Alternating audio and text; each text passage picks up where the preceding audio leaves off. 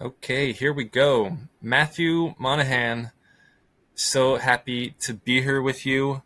I have been listening to your podcast religiously for the last few months. So, first of all, thank you for the absolutely wonderful conversations that you're hosting and the questions that you're asking. Thanks, Felix. You were the one. Got it. Well, I was wondering. Yeah, it's good to chat with you.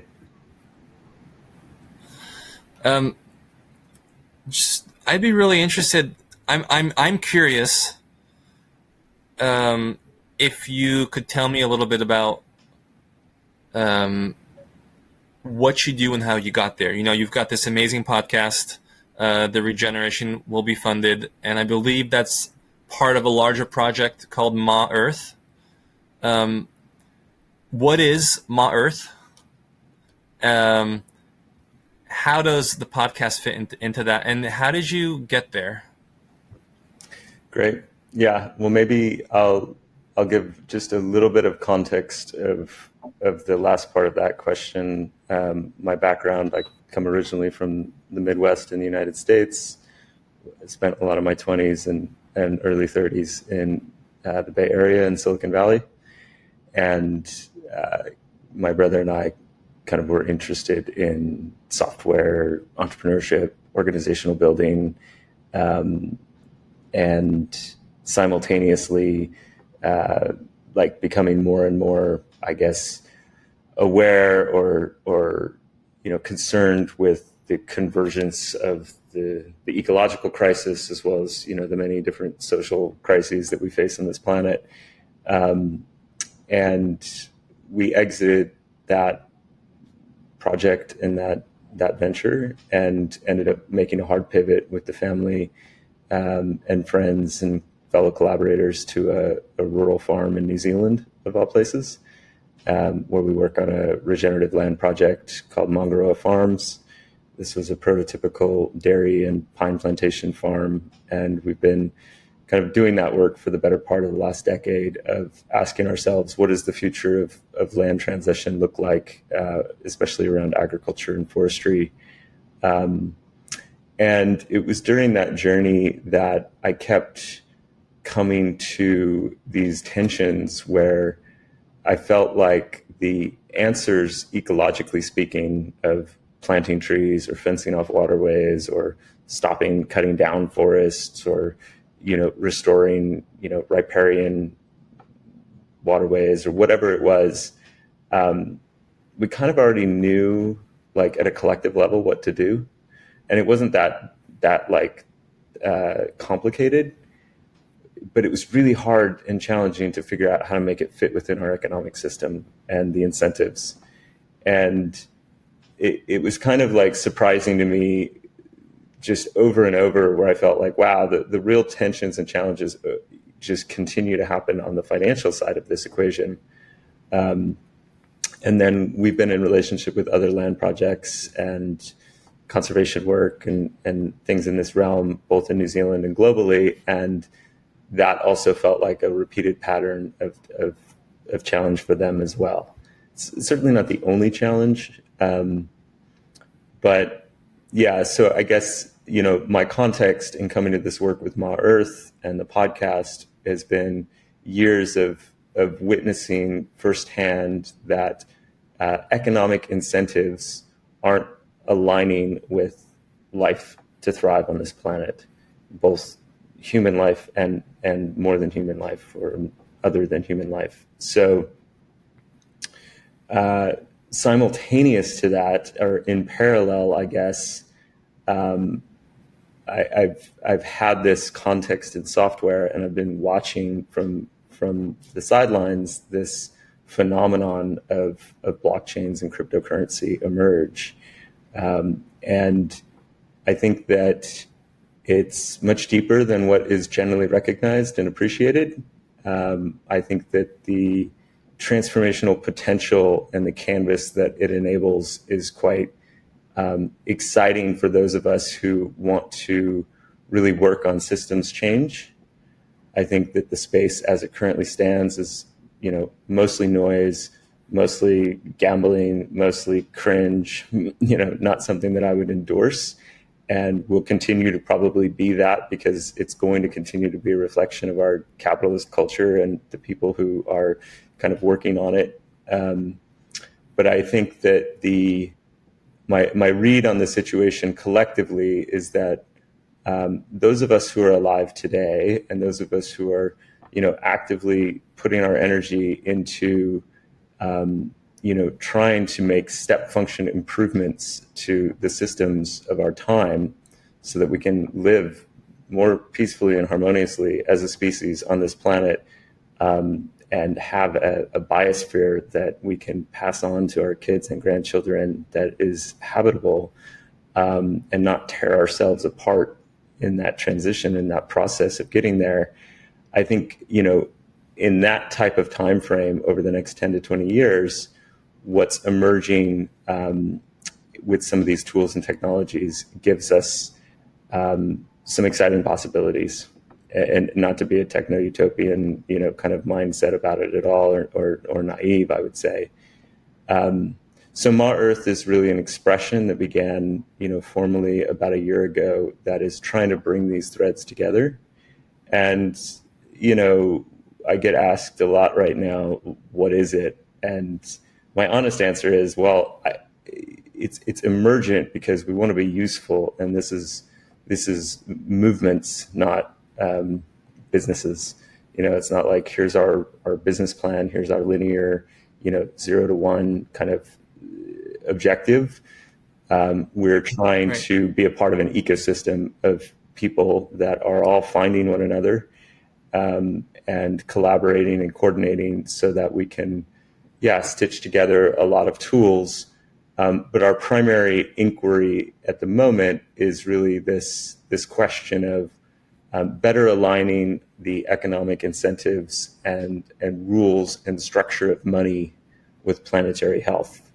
And I'll close with just saying the podcast is really my way of seeking to learn out loud and in public and transparently. And so it's very much a journey that, anyone who watches it is following, my inquiry in, but trying to uplift voices simultaneously of people who are doing really good work in this kind of regenerative economy movement. And I think there's so many people who don't necessarily get, noticed for what they're doing, and not to just celebrate them, but to really just make sure that we're amplifying the observations and the kind of efforts that they're making in these realms. Yes. I love that you decided to uplift and share your own learning process. I think that type of curiosity is magnetic, and I think it leads. It makes the actual podcast itself just very engaging and accessible. There's that saying, "Teach what you learn," and I think not that you're teaching, but you are sharing what you're learning. So I thank you for doing that. I'm dying to know, Ma Earth. Where does the name come from? Yeah. There's a few rumors running around. Are there? Well, the credit goes to the dear beloved collaborator Yael Marantz, and we were trying to understand.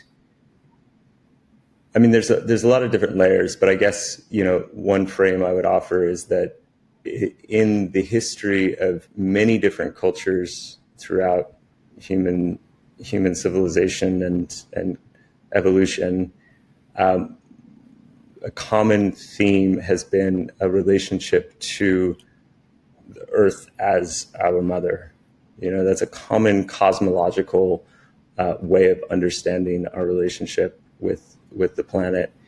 And so, like Ma as a sound is one of the first sounds that many humans actually make. And it translates not universally, but across many different languages. And so, we we were kind of looking to create a container that reflected those values and that kind of universality. Mm-hmm.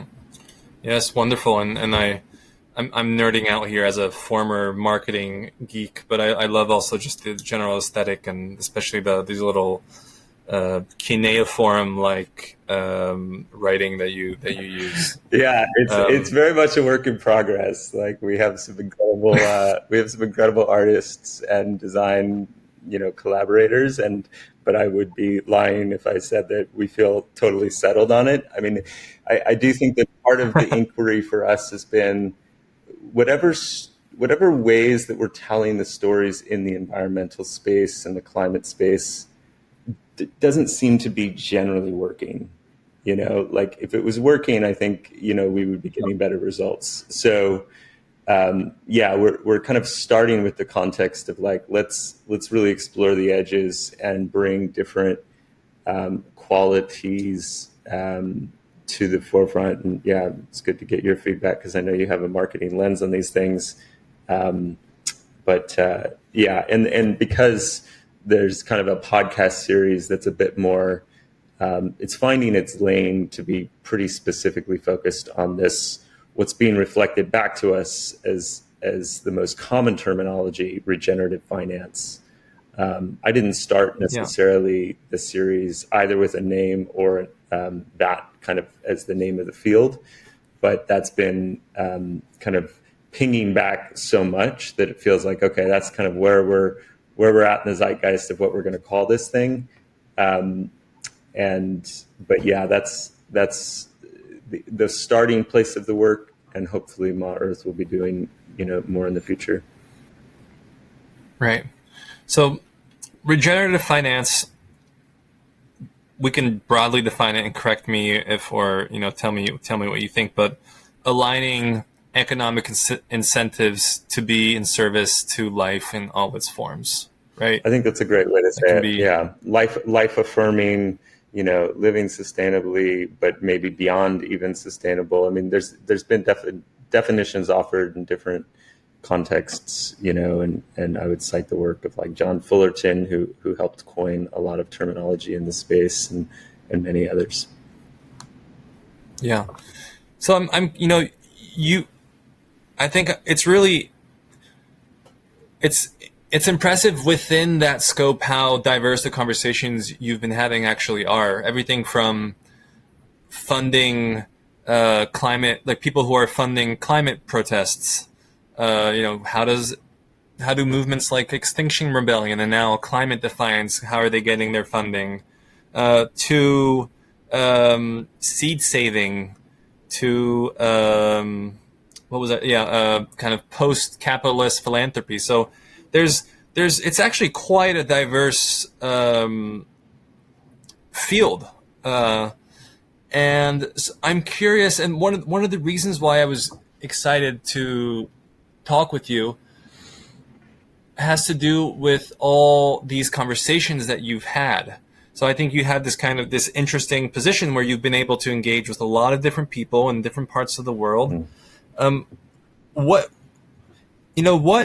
if any, are some of the juicy bits that you've been encountering? What's not being said in the media that you read that you think is particularly interesting to explore? Yeah, and the guests, we often get that reflection that I think what people have been appreciating most is the diversity and quality of the guests, and I'm really grateful for them to take a risk and have these conversations with me.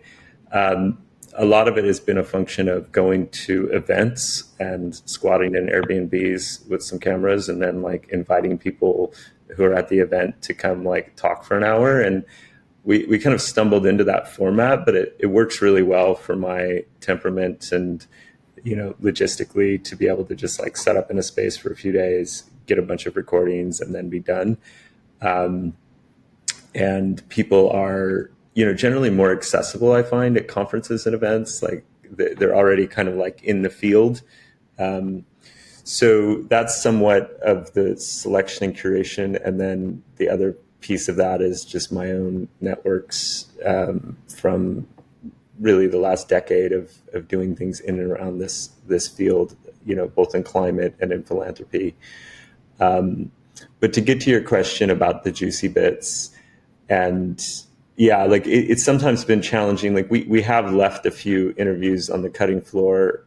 Even like, I'm thinking of one with pretty big name guest that we didn't publish because we just started to kind of quickly get so far outside of the bounds of anything that was related to finance that we're kind of like, okay, we need to kind of pick our lane and just keep some through line here.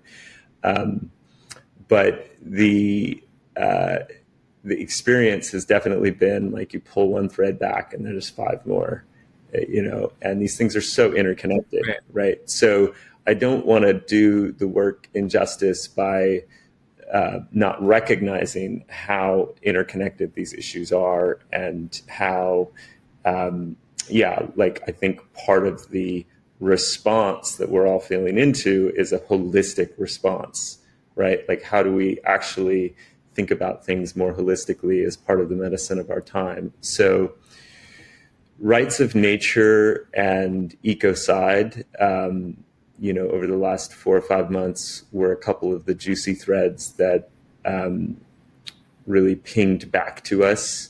I think that the rights of nature movement is still underappreciated in its breadth and depth and implications to, really bring more standing and status for the more than human world into our legal legibility has a lot of profundity to it, and to create kind of base layer criminal consequence to wanton destruction of our biosphere and ecosystems, and to kind of enshrine that into the international criminal courts and how that kind of ripples out through boardrooms and corporates. I'm speaking to ecocide. I think it has major implications, and it has a lot of momentum where we're seeing many countries, adopt and take hold of this. So, yeah, those were two areas that we didn't necessarily start with as key inquiries. And even the name, the Regeneration will be funded, it's obviously a bit tongue in cheek, and we didn't start with a name in mind. It kind of emerged where it was this experience across the interviews where it was just this feeling of like, actually, billions and trillions of dollars are coming. Like right now, most of us who are working, in land-based kind of regenerative ecological work are unable to fund it. Like that's part of the core challenge. And I think it's coming because of what's happening with the debasement of currencies, but with also what's happening just as a reactionary force to the inescapability of major climate change and ecological disruption. So that takes the form of kind of anything around what might be called the capital stack, whether it's government grants or new accounting standards or philanthropic capital or private investment. The list goes on, and I feel like I'm witnessing kind of the early stages where it's at the early part of the exponential curve where it's still not quite detectable yet. We haven't hit the knee, but where the kind of ground is very fertile for a huge amount of resourcing to move into natural capital, so to speak.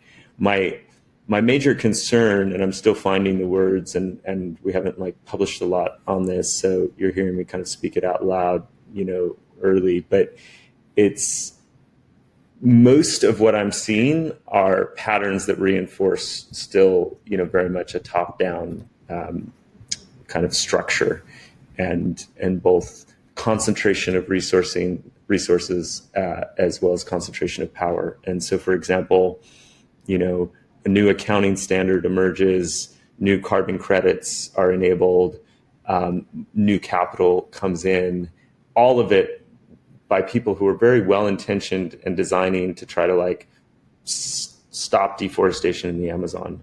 But in each of those kind of stages, the new accounting standard is so obtuse that you have to have an army of lawyers and understand it. So it's like the person on the ground, the Amazon, isn't really participating in that. And, the carbon credits are, the intermediaries are taking most of the funds, and, the project developers and the people who are working within the machinery and the tools of capitalism.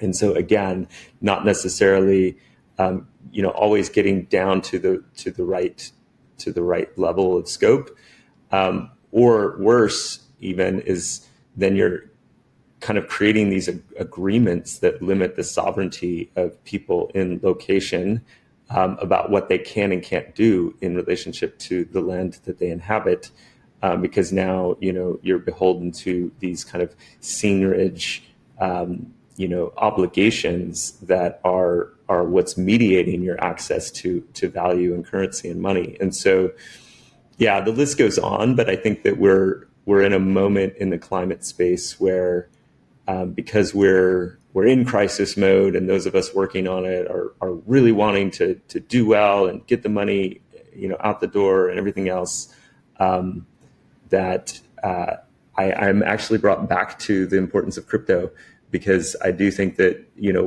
even though for all of its shortcomings, anything that can kind of create more of a counterbalance for decentralization, localization, really maintaining sovereignty at the local bottoms-up level, to me just feels really important. So those are, I could go on and on, of course. We've done well over 125 interviews now, but I'll stop there and see where you want to take it. Yeah, no, it's the complexities of that decentralization are real, and the challenges they bring up are real. And the truth is that all of this is quite new, and there's this kind of we're still catching up to the repercussions of the innovations and tools that we're trying to put into place across the planet. And so there's so many questions around governance, around MRV, around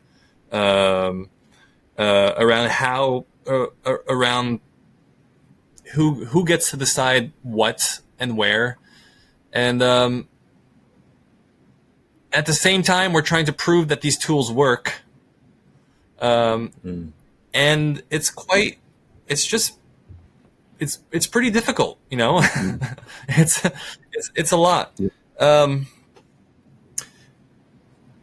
I've been really inspired by the work of Indy Johar from Dark Matter Labs, in trying to work through, what he calls the boring revolution. And he talks about just these quote unquote boring, mundane matters around legal agreements, around ownership, around IP, around all these things actually need to be resolved in order for this like a healthy decentralization to work, in order for all this money coming from mostly centralized infrastructure to make its way to decentralized systems. And it's definitely a sloppy process, and understandably so. Yeah. I had another question, but did you want to respond to that, or was there anything that?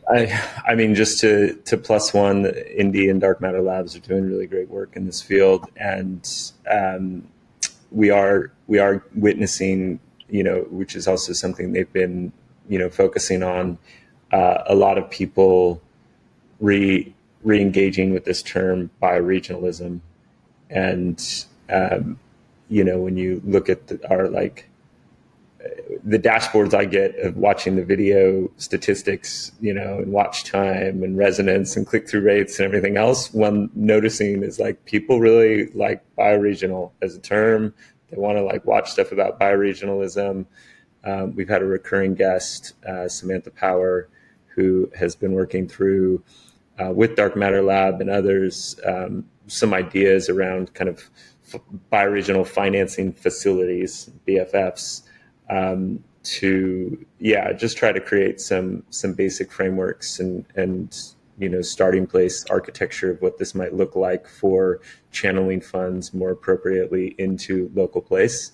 Just wanted to kind of highlight that theme as well. Yeah.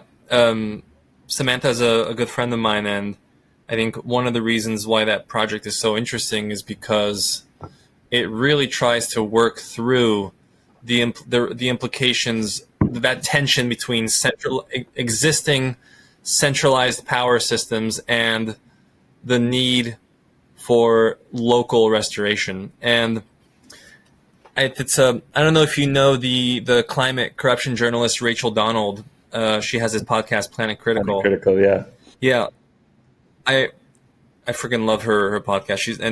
Her Substack is also just really great, and she talks about just the general, one of the main symptoms and values of modernity has been disconnection of people from place, Mm-hmm. and an extraction from place to either centralized state authorities or centralized corporations. And one of the biggest losses in that process is people's connection with place. Mm-hmm. And so I think the reason why decentralization and local autonomy rings a bell across the political spectrum, mm-hmm. Is precisely because no one really likes to kneel down before a centralized power that they don't have any personal connection with. Mm-hmm. So I think whatever can get us there, and if that be blockchain or if that be some other governing strategy, I think is well worth exploring. And we are, I think projects like Samantha Power's bioregional financing facility are really interesting in that regards. Yeah, and the other thing that will, I think, get us there is the simple fact, reality, as I perceive it, that restoration with nature and living in harmony with our planet is fundamentally a local activity.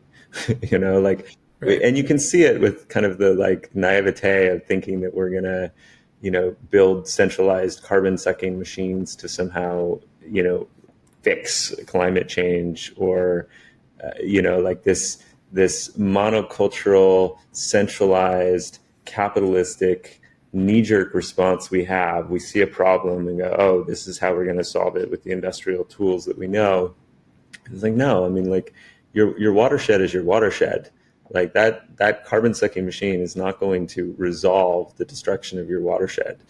And so, I think like localism is, in my opinion, like the only sane response right now. And it's hard because we've kind of been, our local, our civic participation, our relationship to place, like as Rachel says, like we've become disconnected. It's been really gutted out. And so, what does reversing this process look like? And I guess one of the inquiries that I hold is how do we maybe not just reject all of the things that, we're trying to move away from, but it's really that, what Ken Wilber talks about, transcend and include. How do we move into this next evolutionary stage where we're kind of bringing forth the gifts and harvesting the learnings of what the last 100 years of industrialization has brought, but also, kind of restoring our connection into more ancient, more, you might say, indigenous ways of knowing and being in relationship to place and our local communities. What was the term that you mentioned regarding integral theory and Ken Wilber? There was He says transcend and include. Right. Yeah. So, and I think it applies to this question of money. Like, some people, I think understandably are like, okay, well, how do we go, get rid of money and restore like a world where we're doing barter and everything is relational capital and so forth. But I feel it differently. I think it's more of, what does the next evolution of money look like? And if we look to nature as our guide, more diversity makes sense. And so could there be a greater plurality of different types of value representations, different ways in which we coordinate, and kind of freeing the money, liberating it, because right now it's actually enclosed into very specific rule sets that are interconnected with very specific geopolitical power structures and militarism and so forth. But to me, money is like, it's kind of like language, it's something that is like this emergent phenomenon that has an incredible hold and power over how we behave as a species. But right now is like, it's highly toxic and it's constrained and it's being, I think, it's the root cause or close to the root cause of a lot of our issues. Yeah, one of the trying to think of the right word here. One of the tunnels, or I've been into the rabbit holes, the threads of inquisition, has to do with reform of the monetary system, and specifically, what do we do with the fact that currently our financial system is driven by growth, and we know that that unless we change that, there is going to be a collapse of the financial system. That's pretty much beyond doubt, because we know also that we can't dematerialize our growth. It hasn't yet been done. Right. And all the authorities, at least that I've explored on the subject, have believe that it can't. We have to actually degrow, at least in the global north, and we have to regrow differently across the spectrum, especially in the global south. So I think what I'm trying to get at is, isn't it just rearranging decks on the Titanic if we don't address that one problematic,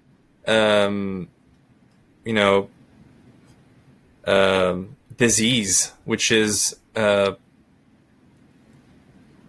exponential growth on a finite planet? Yeah. I just and how changeable is that? Yeah. Because I know plenty there, and I'll add one more thing, and then because is it possible that we don't change that, we let it decay, and instead focus on different ways of relating financially? Yeah. So yeah, I'm curious what you think about that. Yeah. I pulled this tweet that I saw yesterday. This is just so horrifying and sums up, what you just spoke to, which is quote from the founder and executive co-chairman of Ivanhoe Capital, which is, I believe, a large mining company. And the quote is, "We need to mine as much copper in the next 20 to 25 years as we've mined in the last 10,000 years." And that speaks to, I think, the mindset of the current system of growth. That we need this for the energy transition and the renewables transition. That we need this to keep up with the 3% GDP growth. That we need this to, like, the math of the economy is predicated on growth. Otherwise, the debt nature of it collapses. So this is just not compatible. We had an interview with Alnor Lada, and he speaks really eloquently to these things. And he's like, it's the first time that both economists and ecologists agree that we can't do another doubling. Like, we are currently the generation of human beings, think about that, alive, where for the first time we can't double the global economy. And a doubling happens every 30 years at 3%. So this plays out now. This plays out in these decades ahead, and I think my hunch is that we're going to need, and this might not be popular for everyone, or maybe more popular for some, but I think we're going to need different language than degrowth. I just don't see it working as a way to catalyze people's energy, and I'm not sure about that. Maybe it's just we're going through the infancy of the terminology. Maybe post-growth kind of really takes hold. I've had this kind of feeling and thought that culturally, you spoke to before the recording started, that you also think about kind of how the social and cultural aspects of resilience fit in. I think we need some sort of return back to the values of minimalism as something that's aspirational. How do we have this kind of cultural intervention that pattern interrupts the obsession with consumption. And I have been thinking and feeling that part of what we need, or what's being called for at this time, is like we're building something for the existing system to collapse into. It's like we can't really stop the collapse. And collapse is not an appropriate word to just say singularly. Hopefully it's not just one day event, but the cascading collapses. But we need to kind of be building something for it to collapse into, rather than these huge dislocations where if all we have is the next set of systems that are the strongest in place is authoritarianism and militaries and maybe you might say the church, that's just a very scary world to wake up into.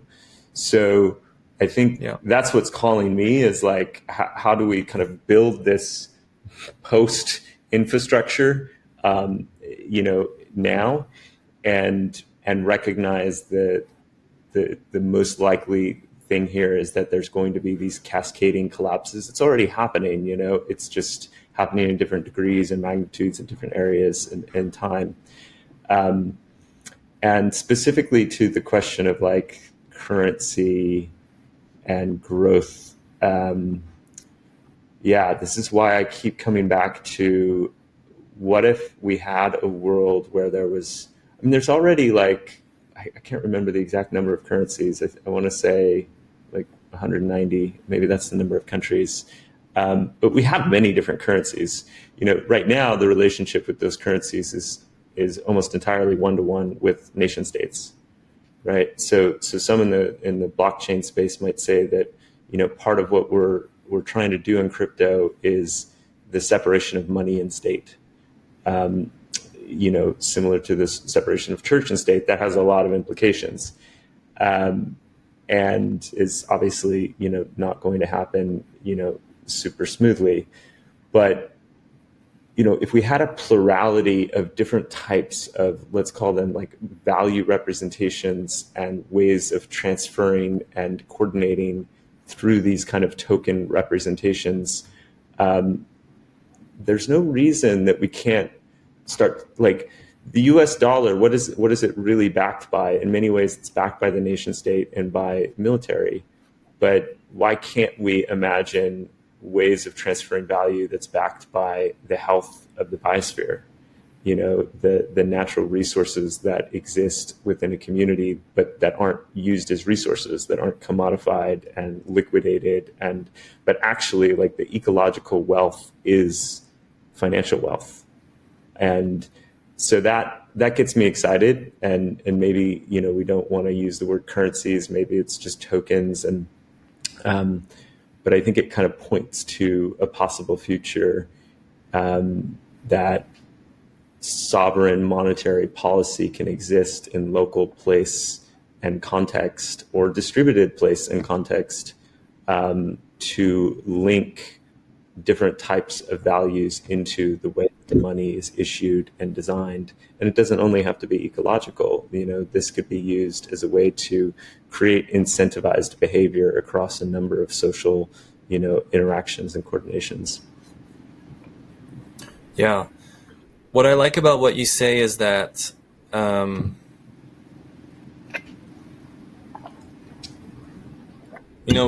of us actually know what's happening in the future, but we do know that regardless what happens, there are certain things that we can do that will be beneficial in all cases. And I think one of them is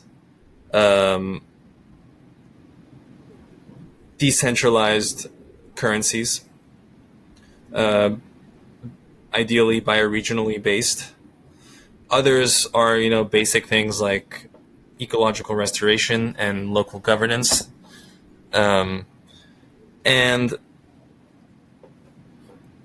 the deep adaptation movement has this, is basically predicated on the idea that you can't stop the process of collapse.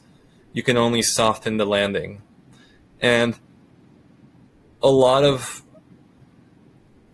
people don't like or kind of cringe at the idea of collapse. I really actually I don't enjoy using it, but I think it's the most appropriate term. And I think it carries, a gravitas that is necessary, I think, to really positively, generatively trigger us into a recognition of what's happening right now. And the process of softening the landing, the Jem Bendel calls it. He says it's a process in which violence slows and beauty flows. I like that kind of that framing. I promised to myself and to you that I wanted to keep this not too long, because I just think it works best that way for me. So I wanted to ask you kind of a final question, which has to do with, in all the people you've spoken to, what is your sense of what is actually motivating your interviewees towards action? What's giving them hope? And I'm asking this question because I'm interested in very simple. I'm interested in talking simply about what is at the root of our actions. Where do we find meaning in the world today? So you can answer. You can take that in many different directions. Either what the people you've spoken to, or yourself, or both. Yeah. I think it's a great question. There obviously are a lot of different people we've spoken to, and different motivations and contexts, and different levels of resonance that I feel, Yeah. but Yeah. I would say that there is this like distinct feeling I've had in many of the interviews, and that's why I like doing them in person as well, because I find that sometimes there's this like actually like an embodied qualitative experience that transmits something, that I experience. I don't know if it comes through on camera, but yeah, what I'm getting at is like people who are really like grounded in the reality of what's happening.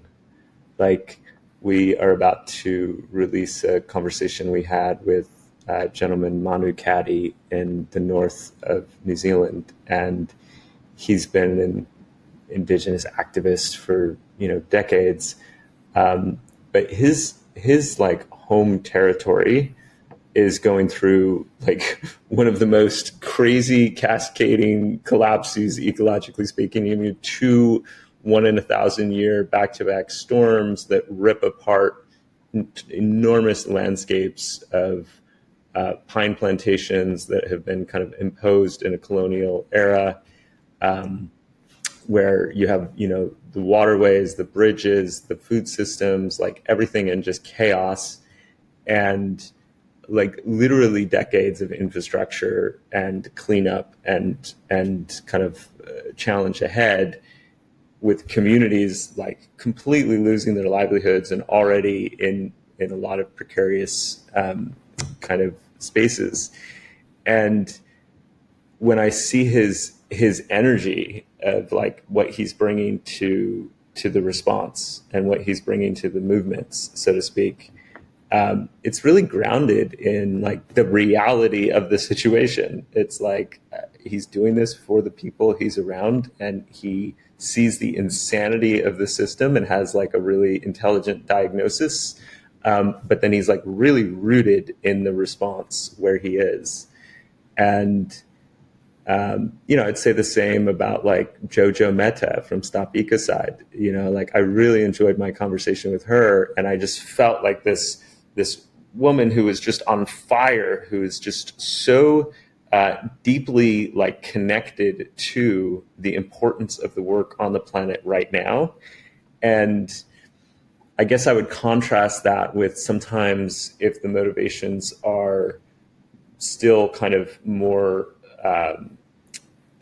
identified in an ego space, or for some sort of means to an end, or for some sort of like identity based, financial motivation, whatever. Like you can kind of feel the disconnection a bit more, and maybe where some of that energy isn't channeled as purely to the work. So yeah, I think that's what I'm feeling and experiencing from people, and that I aspire to have myself, is this like a really deep connection with the truth of what's happening in place and with people. And I think that speaks to the kind of earlier point, what I've read a bit that you've been posting in your blog, and I really resonate with this kind of inquiry about, should we not, we don't want to make things sound too doomer, we don't want to make things sound too gloomy, and the environmental movement gets pushback of like, oh, it's it's too depressing, downer, we need positive motivations, and this kind of question of optimism and hope versus doom and gloom. And it's just like, I don't know, like let's just get real.